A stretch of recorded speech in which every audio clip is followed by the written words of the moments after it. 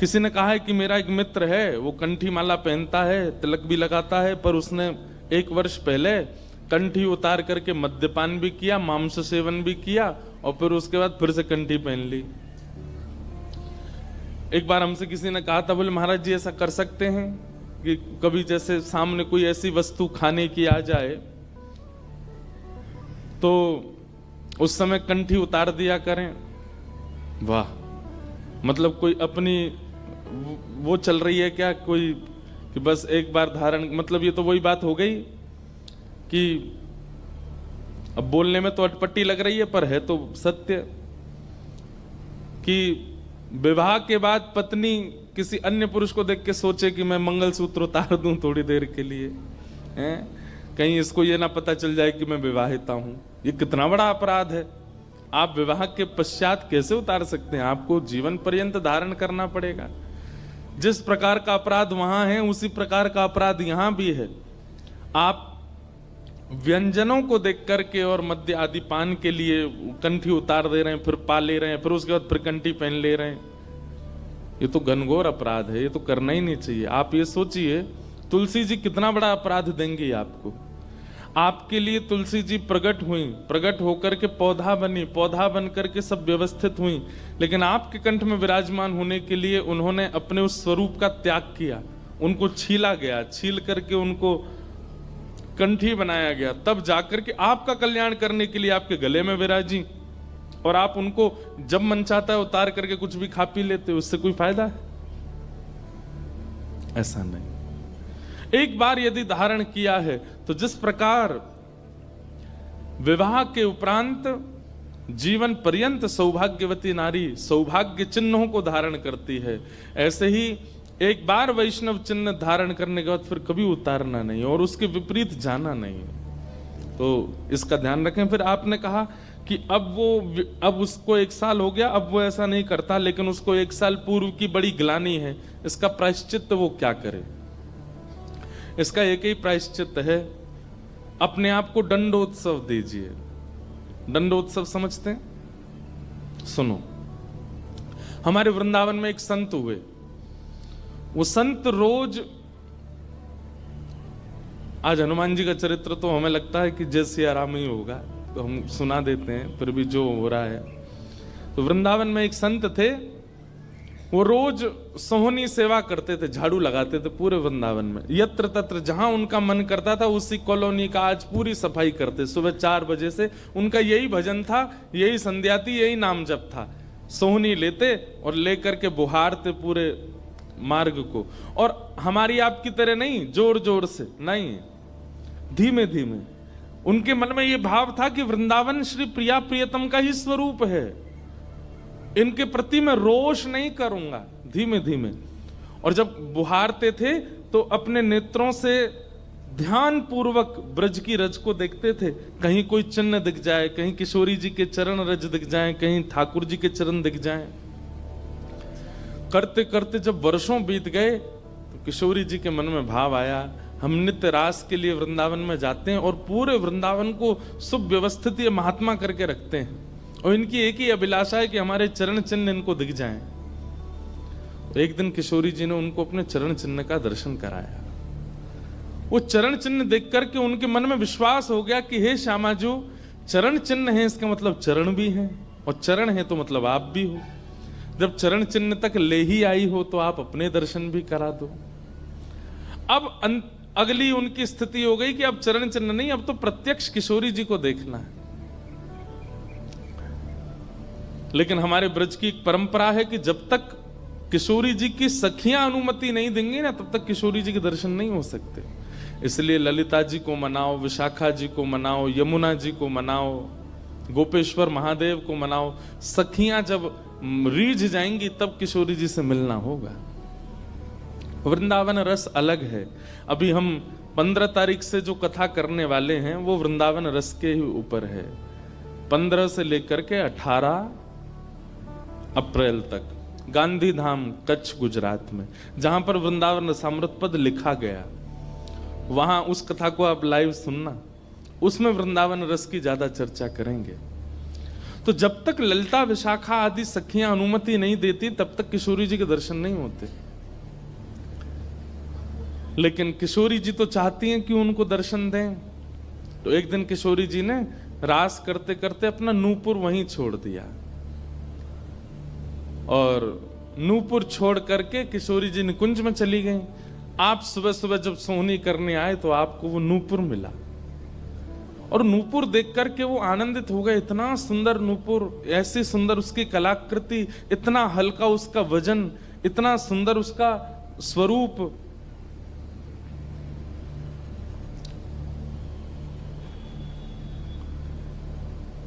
आपके मन में भाव आया कि कोई बड़े घर की लाली होगी, उसका रह गया होगा, मैं रख लेता हूं, कभी कोई मिलेगा मांगने आएगा कि भाई हमारा नूपुर दो तो मैं दे दूंगा।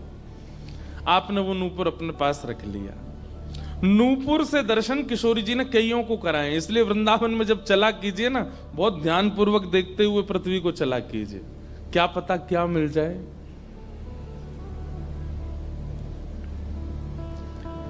सूरदास जी को भी नूपुर से ही दर्शन हुए किशोरी जी के, और आज इन महापुरुष को भी हो रहे हैं। मुझे नाम स्मृति में नहीं आ रहा है, शायद संभवतः श्याम चरण दास जी नाम था। तो नूपुर को अपने पास रख लिया। किशोरी जी का नियम है कि जब रास में जाती हैं तो सब सखियां उनका श्रृंगार करती हैं और एक एक श्रृंगार जो उन्होंने धारण किया है वो लिख लेती हैं। कानन में कुंडल पहने हैं, गले में ये हार पहना है, उसके ऊपर मोतिन की माला पहनी है, फिर गुंजा माला पहनी है, फिर नवलखा के हार पहने हैं, हाथन में इतने कड़ूला पहने हैं, पैरन में पाजे। क्यों? बोले रास में श्याम सुंदर आते हैं, पता ना काचोरी करके भाग जाएं। अगर एक कम रह जाए तो फिर ठाकुर जी की शामत कहाँ है, हमारी श्री जी का श्रृंगार बताओ। इसलिए सब सखियां जो हैं किशोरी जी के सिर से लेकर नख तक एक एक श्रृंगार को लिख लेती हैं पहले, रास में भेजने से पहले। और फिर रास में आने के बाद, रास से आने के बाद फिर सब सखियां एक एक श्रृंगार एक बोलेगी, हाँ भाई कानन में ये कुंडल हैं, सिर पर ऐसा सुंदर वो है, गले में ऐसी माला है, हाथन में कड़ूला, पामन में ये 2 पाजे हैं, सब गिनती करो। और एक एक करके उतारती जाती सखियां। आज किशोरी जी के चरणों का एक नूपुर नहीं है। शाखा आदि बोली, हे श्यामाजू आपका एक नूपुर कहां गया? बोले अरे मो तो पतो ना है, सके नृत्य करते करते रह गए हो वृंदावन में। ललिता विशाखा बोली, स्वर्ग के इंद्र के हाथी के दांतों से बना हुआ नूपुर है वो, सामान्य नूपुर नहीं है। आपके ऊपर तो कोटि कोटि ब्रह्मांड वारी वारी जाते हैं किशोरी जी, पर वो नूपुर ठाकुर जी ने आपको भेंट किए हैं, बड़े बहुमूल्य नूपुर हैं। अब किशोरी जी बोली, मोए ना पता कहां रह गए हो कहीं पे। किशोरी जी तो मन बना चुकी है ना, दर्शन देना है उनको। तो ललिता विशाखा ने विचार किया कि हम ही जाती हैं, ढूंढ के आती हैं निकुंज में, कहां है, वृंदावन में। बोले अपने रूप में तो नहीं जाएंगी, तो एक वृद्धा का रूप धारण किया, एक वृद्ध मैया का रूप धारण करके ललिता विशाखा गई और वृंदावन में ढूंढने लगी नूपुर कहां है। तभी ढूंढते ढूंढते वो महाराज जी सोहनी कर रहे थे, उनके सामने पहुंची। अरे बाबा, हमारी लाली आई सवेरे सवेरे यहां पे, और बाके पाम को एक नूपुर रह गयो, तेने देखो? बाबा बोले, तुम कौन हो रही? बोले हम पास के गांव की रहवारी, हमारी बहू है वो, और या की लाली है वो, जाको नूपुर रह गए हो है। बाबा बोले, मैं कैसे पहचान जाऊं कि तुम्हारी ही लाली का नूपुर है? भाई मनचले लोग हैं, बहुमूल्य वस्तु किसी पे देखते हैं तो सब अपना अपना बताते हैं। रोड में अगर 100 रुपया गिर जाए और 50 लोग वहां से निकल रहे हों, कि कोई पूछे भैया 100 रुपया किसका, सब अपनी जेब चेक करते, भले ही कुछ लेके नहीं थे, भले ही जेब में कुछ नहीं था, फिर भी देखते लग तो मेरा ही रहा थे, मेरे जेब में 100 रुपए तो थे। सब अपना बताते हैं बहुमूल्य वस्तु को। तो मैं कैसे मानूं कि तुम्हारा नूपुर है? अरे बाबा हम कह रहे हैं तुम थे। बोले कहवे को अभी मैंने तो नूपुर, मैं तो असमंजस में पड़ जाऊंगा कि मैंने गलत आदमी दे दियो। बाबा फिर कैसे माने को?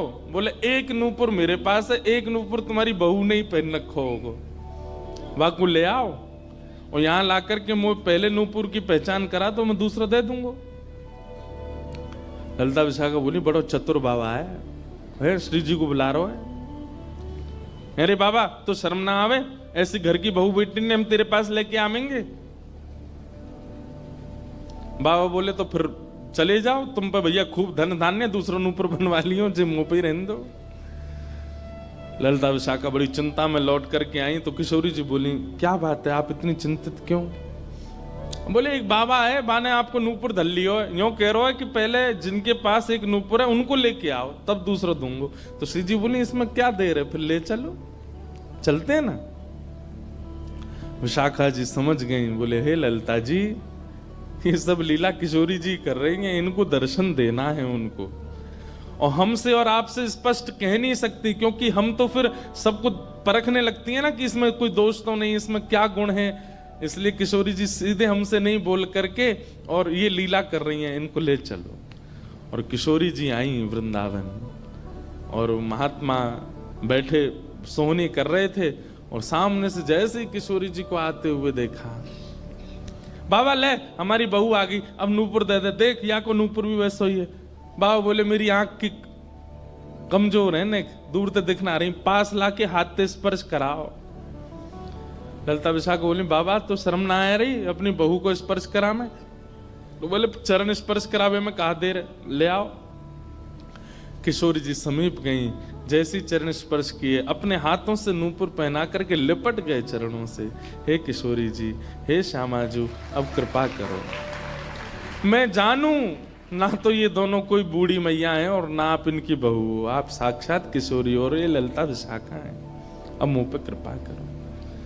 तो किशोरी जी ने उसी नूपुर से उन महात्मा के सिर पर एक चिन्ह बना दिया, अपने नूपुर का ही चिन्ह बना दिया और कहा बाबा अब जीवन भर ये छाप आपके मस्तक पर ही रहेगी, मेरे नूपुर की छाप। उन महात्मा के मस्तिष्क पर जैसे हमारे तिलक दिखता है, ऐसे प्रत्यक्ष नूपुर की छाप प्रत्यक्ष सबको दिखने लगी। अब ये तो थी उनके ऊपर कृपा, लेकिन इससे क्या हुआ कि वे महात्मा लौट करके जब अपने आश्रम आए तो उनके गुरुजी ने जब उनके माथे पर देखा तो वो बोले हे तुमने अपने गुरु के द्वारा दिया हुआ चिन्ह बदल दिया, हमने जो तुमको तिलक दिया तुम वो क्यों नहीं लगाते, ये क्या लगाए घूम रहे हो? तो हाथ जोड़ के निवेदन किया गुरुजी ये कोई तिलक नहीं है, ये कोई चिन्ह नहीं है, ये तो मेरी किशोरी जी ने कृपा करके अपने नूपुर का चिन्ह मुझे दे दिया है। तो गुरुदेव बोले हाँ तू बहुत बड़ा भक्त है ना, किशोरी जी आकर के तुझको चिन्ह देंगी। कोई माने नहीं, सब बोले जाओ इसको मिटा के आओ और जो मैंने तुमको चिन्ह दिया है वो लगाओ। अब पहले तो उनके हाथ कांपे कि मैं इसको कैसे मिटाऊं, लेकिन गुरु आज्ञा से ऊपर कोई नहीं। देखो ये गुरु निष्ठा होती है। किशोरी जी ने भले ही चिन्ह दिया लेकिन गुरु आज्ञा है तो ठीक है। गए यमुना जल से सुबह से शाम हो गई मिटाते मिटाते, लेकिन वो चिन्ह मिटा नहीं उनसे। शाम को लौट करके आश्रम आए तो गुरुजी बोले मैंने तुझे सुबह टोका था ना ये चिन्ह मिटा के आ, और तू अभी भी नहीं मिटा रहा। बोले गुरुजी मैंने प्रयास तो बहुत कर लिया लेकिन ये मिट नहीं रहा है। तब भी उनके गुरुजी माने नहीं। अब तो महाराज ये होने लगा कि गुरुजी को इतना क्रोध आ गया कि ये इतना हट कर रहा है कि हमारे द्वारा दिया गया तिलक चिन्ह उसको अस्वीकार करके और ये मनमुखा चिन्ह लगाए घूम रहा है माथे पर। गुरुजी ने सब अपने परिकर के लोगों को बैठा करके पंचायत करी आश्रम में, बोले इसको निकालो। जब हम में श्रद्धा नहीं, हमारे स्वरूप में श्रद्धा नहीं, हमारे तिलक में श्रद्धा नहीं, तो क्यों रहता है यहाँ पे? वो रोते रोते बोले गुरुजी मैं सत्य बोल रहा हूं, ये किशोरी जी ने चिन्ह दिया है और मैं खूब प्रयास कर रहा हूं, नहीं तो आप प्रयास कर लीजिए, ये मिट नहीं रहा है। अच्छा अब हमसे चाहता है कि हम तेरे माथे को छू करके मिटाएं? नहीं माने। तब उन्होंने नेत्र बंद करके किशोरी जी का स्मरण किया, हे श्यामाजू मैं किसी को प्रमाणित ये नहीं करवाना चाहता कि आप मुझे मिली हो, पर मेरे गुरु के चित्त में मेरे प्रति अविश्वास आ रहा है, इसके लिए कोई आप लीला करो। तो भगवान के सखा श्री सुबल सुबल जी की ये आराधना करते थे। ये जो महापुरुष थे, ये ठाकुर जी के सखा सुबल का चिंतन करते थे कि कभी मैं ठाकुर जी से मिलने का मन हो तो सुबल, जैसे भगवान के सखा है ना, तन सुखा, मन सुखा, धन सुखा, मधुमंगल, श्रीदामा, सुबल, तो ये सुबल का चिंतन करते थे कि सुबल कभी कृपा करेंगे तो मुझे ठाकुर जी से मिला देंगे। ऐसे सखियों का चिंतन करते हैं किशोरी जी के दर्शन करने वाले, और सखाओं का चिंतन करते हैं ठाकुर जी का दर्शन करने वाले। तो इस सुबल का चिंतन करते थे। तो किशोरी जी ने सुबल को बुलाया। सुबल आए, श्यामाजू आज्ञा करो। बोले आपको हमारा एक काम करना है।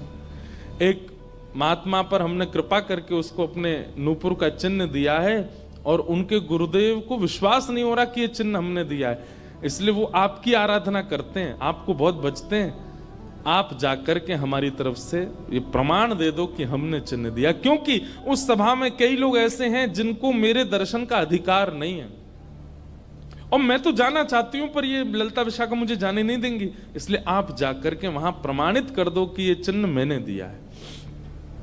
तब भगवान के सखा सुबल साक्षात उस आश्रम में प्रकट हो गए, और प्रकट होकर के जैसे देखा दिव्य देह, दिव्य तनु, दिव्य तेज निकल रहा है, सबने प्रणाम किया। बोले कि ये आपका परिचय? बोले मैं भगवान का सखा सुबल हूं। देख करके सबने बोले आप कैसे आए? बोले हे गुरुदेव, आप अपने शिष्य पर इतने रोष कर रहे हो, ये चिन्ह ये किशोरी जी ने ही इनके माथे पर पधराया है, आप इनके ऊपर नाराज मत हो।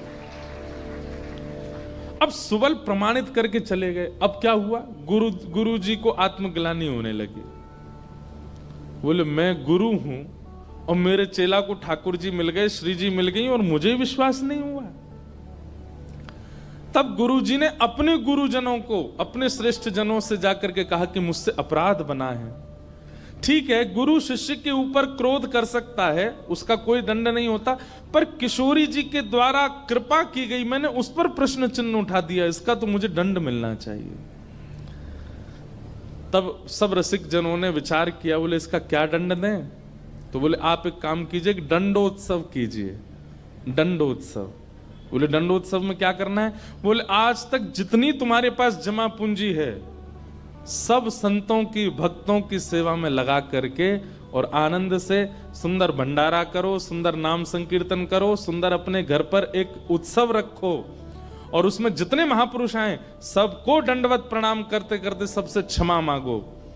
और फिर जब सब तुम्हारा धन संपत्ति अब तक जितनी कमाई वो सब संतों की सेवा में लग जाए, फिर उन संतों से कृपा प्रसादी मांगो कि आप सब मुझे क्षमा कर दो। इस प्रकार से दंडोत्सव करो। तो जिन्होंने ये भाव कहा है उनको ये दंडोत्सव करना है। दंडोत्सव मतलब अब पूरे जीवन की जमा पूंजी तो खर्च नहीं कर पाओगे, पर हां पिछले 3-4 साल में जो जमा कर रखा है प्रयास करो उससे। पंढरपुर में वारी जाती हैं, हमें भैया बता रहे थे अपने जो जिनके साथ हम घूम रहे थे कल, कि यहाँ वारी जाती है, यहीं से जाती है श्री पंडरीनाथ भगवान की वारी में इतने सारे वैष्णव जाते हैं, उनकी सेवा में लगा दो। वृंदावन जाके कुछ लगाया हो, पंढरपुर में लगा दो, गोवर्धन में लगा दो, और सुंदर अपने घर पर एक ठाकुर जी का उत्सव करके किसी श्रेष्ठ को वृंदावन से बुला करके उनका सुंदर संकीर्तन करवाओ, कथा करवाओ, 2-3 दिन का ही कोई उत्सव रखो। इस प्रकार से अपनी वो जमा पूंजी संत वैष्णवों की सेवा में खर्च करके भंडारा करा के जितनों से मिलो सबसे क्षमा मांगो। वारी निकलती है आषाढ़ी एकादशी पर, इतने सारे वैष्णव जाते हैं पंढरपुर दर्शन करने, मार्ग पे खड़े होकर सबको शरबत पिलाओ, और जो जो शरबत पिए उससे क्षमा मांगो, मुझे क्षमा कर दो, मुझसे अपराध बना है, मैंने कंठी पहनने के बाद भी मांस का सेवन किया, मैंने मद्य का सेवन किया, मैंने ऐसा किया, ये क्षमा मांगो। असंख्य भक्त एक साथ जब आपको क्षमा करेंगे तब आपका ये अपराध पूर्ण होगा। इसी को कहते हैं दंडोत्सव। तो फिर कथा पूरी करें, वो महाराज जी को सब लोगों ने कहा तुम दंडोत्सव करो, तो उन्होंने कहा ठीक है, मैं अगले 7 दिन के लिए दंडोत्सव करूंगा। ब्रज में जितने भी संत आवेंगे ब्रज की सीमा पर खड़े होकर के सबको माला पहना करके सबको सत्कार के साथ लाया जाए। आश्रम में उनकी रहने की सुंदर व्यवस्था, प्रसाद की व्यवस्था, और नाम संकीर्तन अखंड चले 24 घंटा 7 दिन तक, और खूब भंडारा चले, और जितने महापुरुष आए सबसे क्षमा मांगनी। तो जब ये दंडोत्सव का बात हुई तो गुरुजी ने दंडोत्सव लिया और चेला बेचारे जिनको किशोरी जी ने चिन्ह दिया था वो मन में सोचने लगे ये क्या हो रहा है, मेरे कारण मेरे गुरुजी को दंडोत्सव करना पड़ रहा है। तो उन्होंने अपने गुरुदेव के सामने प्रणाम करते हुए अपनी झोली फैला के कहा, गुरुजी मुझे एक भिक्षा दे दो। तो क्या चाहिए? बोले जो दंडोत्सव आप करना चाह रहे हैं वो मुझे करने दीजिए, आप विराजिए, आपकी जगह मैं करूंगा, मैं शिष्य हूं आपका। तो बोले नहीं नहीं, अपराध हमने किया तो तुम क्यों करोगे? बोले गुरुजी बस यही कृपा चाहिए। तब बड़े संतों ने मिलकर के सबने कहा कि भाई देखो शिष्य कर सकता है, अगर इनकी इच्छा है तो ये करने दो। तो फिर गुरुजी का दंडोत्सव उन्होंने ही किया जिनको चिन्ह किशोरी जी ने प्रदान किया था, दंडोत्सव मनाया।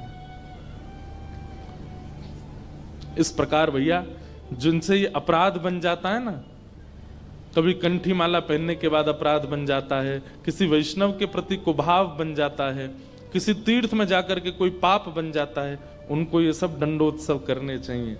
अपनी कोई पैसा खर्च कराने के लिए नहीं कह रहे हम, लेकिन हाँ जितना हो सके वैष्णवों की सेवा करके, अब चाहे वो धन लगा के करनी पड़े, चाहे तन से करनी पड़े, चाहे मन से करनी पड़े। पर लोग बड़े कंजूस हैं आजकल। बोले कि महाराज जी आपने मन से सेवा भी तो कही है, कोल्हापुर में बैठे बैठे आंख बंद करके यहीं संतों की सेवा कर देंगे, इनके पाम पूछ दिए, 5,000 रुपये हमने दक्षिणा में दे दिए, ले खर्च भी नहीं हुए, मन से सेवा भी हो गई। तो इसलिए दंडोत्सव करो।